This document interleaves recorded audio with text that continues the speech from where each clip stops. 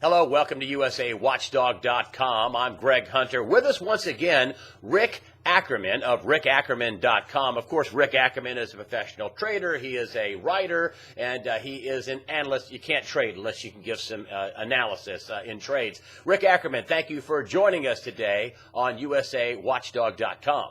Thanks for inviting me on, Greg. Okay, well, listen, you were back months ago. One of the things you came out and said, listen, the economy is not going to survive Obamacare. It won't. And that's back when all the Democrats were holding hands and singing Kumbaya. I'm neither Democrat nor Republican, but this is going to be a great thing. And then, lo and behold, President Obama waives the employer mandate, for any company with 50 or more employees to provide health care or be fined. That got waived.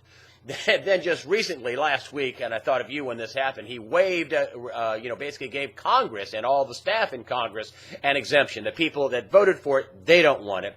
And before that, that what they're working on now, the IRS, the people who are enforcing it, they don't want it either. They want an exemption from Obamacare. What is going on? Are people getting nervous on both sides of the aisle about the economy-killing aspects, as you brought out months ago, about what's going on? Actually, it's the opposite. I'm feeling less nervous about it, Greg, because I think at this point we're blessed with a package that is such a bloated, absolute abomination that it's going to collapse under its own weight. There's a move afoot in Congress to defund a lot of the things that would happen under Obamacare. And oddly enough, a lot of Republicans are going against that. They think it's too severe a measure to head off Obamacare. But it seems pretty obvious at this point the program simply won't fly. The last thing you mentioned, IRS and enforcement, they've essentially, the rulemakers here have conceded that point. They're not even verifying whether or not you should qualify for an Obamacare subsidy. It's essentially on the honor system. And, of course, when you get a program that encompasses about a 17% swath of the U.S. economy, and you put eligibility on an honor system basis because you don't have the means to enforce it, you get an idea of how sloppily this bill was crafted and how unworkable it is. So, as you mentioned, everybody's getting exemptions but all of us. And, by and large, this is something even the Democrats have conceded for the last 6 months, but it's getting written about more and more, and that is that if the young and healthy don't jump on this Obamacare in a big way, it can't possibly survive because, a big piece of it is the no exclusions part where people with existing conditions would get coverage. But, of course, that can only happen if a lot of healthy people sign up as well. So there are just so many things wrong with this bill that I think at this point, it's a foregone conclusion that it's going to collapse under its own weight. You think the young and healthy are going to say, I can get health care if I get sick or if I get in an accident. And you're saying the whole thing's going to be toast by 2014. Well, that's, they've incentivized it that way where if you think, well, I'm healthy, why do I need insurance?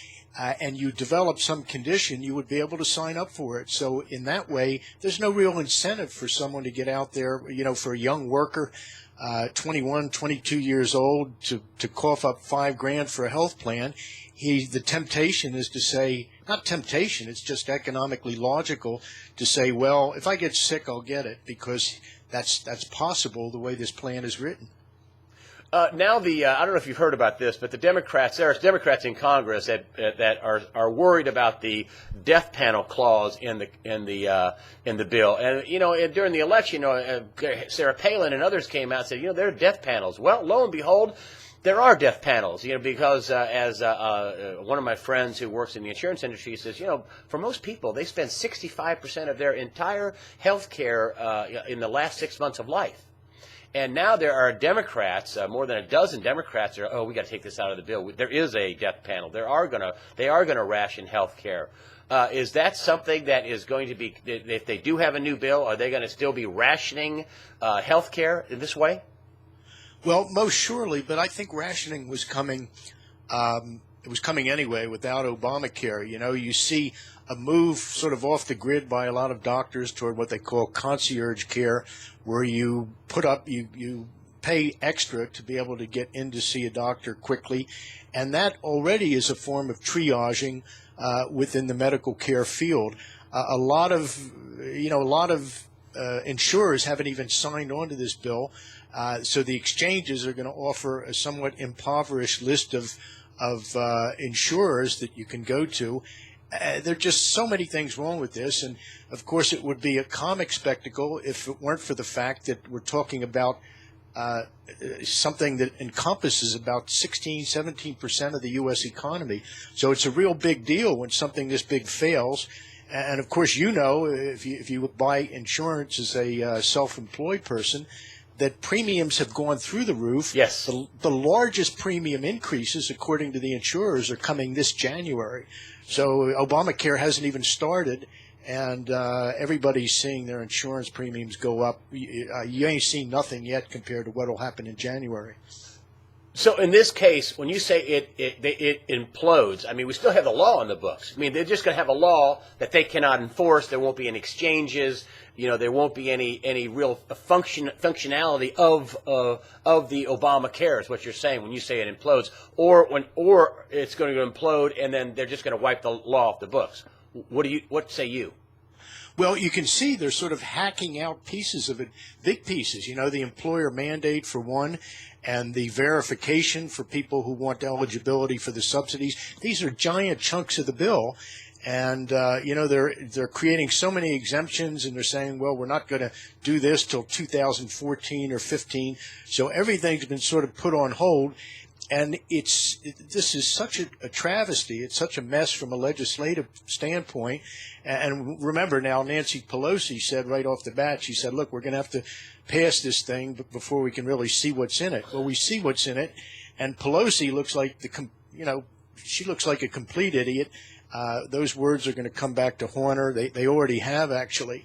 So it begs the question, really, of whether the bill was written so poorly that it was bound to do what it's doing now, which is collapse, implode, so that the government could come in supposed white knight fashion and create a single-payer system.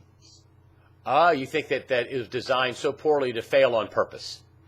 Yeah, I think even when you see Congress making a botch pretty much of every law that they even discuss, this one takes the cake, really. It's so huge because it is a sixth of the U.S. economy, and it is so poorly designed, and it's really creaking and groaning. It's collapsing right now on its own its lack of legislative underpinning. So it's such a botch job that you think they had to have done it on purpose. Okay, and then what do you think about the rest of the year economic-wise? I mean, this is still going to. And let me finish this one thing. That doesn't mean that we won't have big increases in our premiums for health care. A lot of people think, well, I work for a big company, my premiums won't go up, and I say, come on, that's where the money is. You're not going to quit your job if they charge you an extra $100 to $200 a month for your health care, are you? I mean, everybody's going to get a big hit, right? Yeah, I think so. Either that or, the trend without Obamacare has been higher deductibles, and, of course, the patient is responsible for a greater piece of the copay. Prescription costs are all going up. So, we've been getting dinged for years, but Obamacare is just it's another order of getting dinged.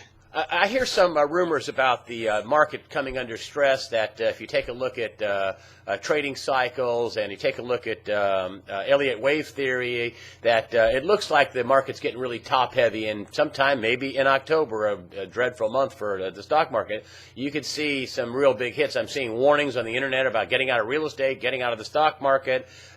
What do you see out there in terms of trading and trends, in terms of the economy and the markets? Well, the odds are going to be against picking a top in a bull market that's been going we're into year 5 here. But I'm short, my subscribers are short the diamonds. We bought out of the money put spreads because I had a nice target in the E-mini S&Ps up around 1708. We got within a few bucks of that, but the last 6 or 7 days, the markets have been unable to move higher than the target. So we're in, I think, good shape.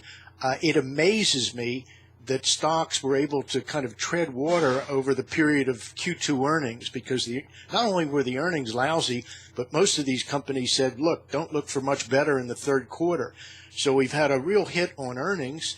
And also, you've had a full percentage point increase in 30-year mortgages, which has absolutely killed the refi market. And, of course, it's certainly killing first-time buyers here who sort of supply the push to push everybody upstream in the real estate market. So with those two enormous things going on, we've got an earnings downtrend and a possible end to the little real estate boom. I'm amazed the market stayed up, but I think it's a case of Wile E. Coyote is going off the edge of the cliff and he just hasn't looked down. So I'm short it right here, using out-of-the-money put spreads that we legged on for about a dime a piece, the September 140, 135 put spreads in the diamonds. And it's sort of a low-risk shot. If the market really does fall apart between now and September, we're getting something like 45 to 1 odds on the spread. We pay a dime for it, and it has the chance to go to $5. All righty. Of course, I just want to plug your newsletter. It's a subscription service that you help people trade. One of the big things in there, you talk about your famous hidden pivots in your Rick's Picks, for rickackerman.com. I just wanted to let people know that if they want to get your subscription news, your letter, your trading letter, they can get it on rickackerman.com. Rick Ackerman, thank you so much for taking us to school on Obamacare. And bravo, my friend. You said it was a disaster, and it is. Thank you so much for joining us today on USAWatchdog.com. Thank you, Greg.